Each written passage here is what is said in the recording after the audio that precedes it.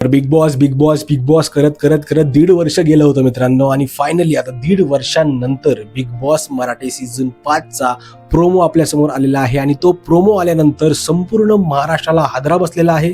कारण की या वर्षीचे म्हणजे बिग बॉस मराठी सीझन 5चे सूत्रसंचालक म्हणजे जे होस्ट आहेत ते चेंज झालेले आहेत. ते महेश मांजरेकर नसून रितेश देशमुख आहे. आणि याच गोष्टीमुळे संपूर्ण महाराष्ट्र हादरलेला आहे. कारण की कोणीच अपेक्षित ठेवलं नव्हतं अशी गोष्ट की बिग बॉस जरी आलं तरी सगळ्यांना वाटत होतं महेश मांजरेकरच ते हे करतील, होस्ट करतील. पण धक्का असा भेटला की आपले महेश मांजरेकरांच्या जागेवर रितेश देशमुख हा या वर्षीचा बिग बॉस मराठी सीझन 5चा होस्ट असणार आहे.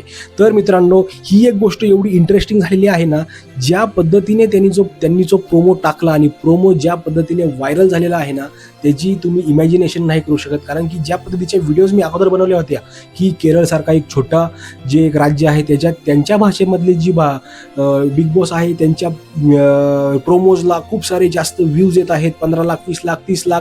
पण त्याच दृष्टिकोनातून मराठी बिग बॉसनी यावेळेस रिजनल लँग्वेजची जी काय हे असते ना, जे रेकॉर्ड्स असतात ते सगळे ब्रेक केलेले आहेत. कारण की फक्त रितेश देशमुखनी आणि आपले जे कलर्सच्या ऑफिशियल पेजवरून जे प्रोमो टाकण्यात आलेला आहे त्याला 22 लाख व्ह्यूज आलेले आहेत. आणि तुम्ही बघितलं ना तर सगळ्या ज्या बाकीच्या प्लॅटफॉर्मवर ज्यांनी व्हिडिओ टाकले होते त्याचे टोटल आपण जर व्ह्यूज बघितले तर एक 35 ते 40 लाख व्ह्यूज हे या प्रोमोला आलेले आहेत. आणि याच दृष्टिकोनातून आपल्याला समजतं की रितेश देशमुखला महेश मांजरेकरांच्या जागेवर का आणलेलं आहे.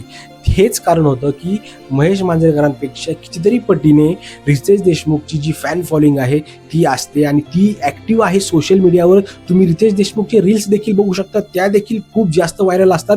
त्याला 2-2, 3-3 करोड व्ह्यूज आलेले असतात. आणि तेच गोष्ट साधण्याचा प्रयत्न हा कलर्सच्या टीमने केलेला आहे. आणि महेश मांजरेकरांच्या जागेवर आता आपल्या रितेश देशमुखला आणलं आणि त्याचा फायदा त्यांना प्रोमोमध्येच झालेला आहे. आणि जास्त प्रमाणामध्ये चर्चा आता बिग बॉस मराठी सीझन 5ची ही सुरू झालेली आहे. आणि त्याचाच इम्पॅक्ट या वर्षीच्या बिग बॉस मराठी सीझन 5वर पडणार आहे.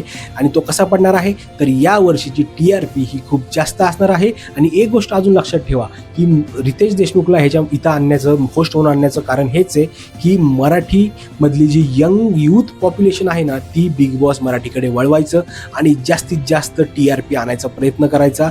आणि तुम्ही बघू शकता यावर्षी बिग बॉस मराठी सीझन 5मध्ये ना खूप जास्त जे आपले यंगस्टर कंटेस्टंट हे बिग बॉसच्या घरामध्ये येऊ शकतात आणि जास्तीत जास्त पॉप्युलर असणारे व्यक्ती हे बिग बॉसच्या घरात येतील यावर्षी.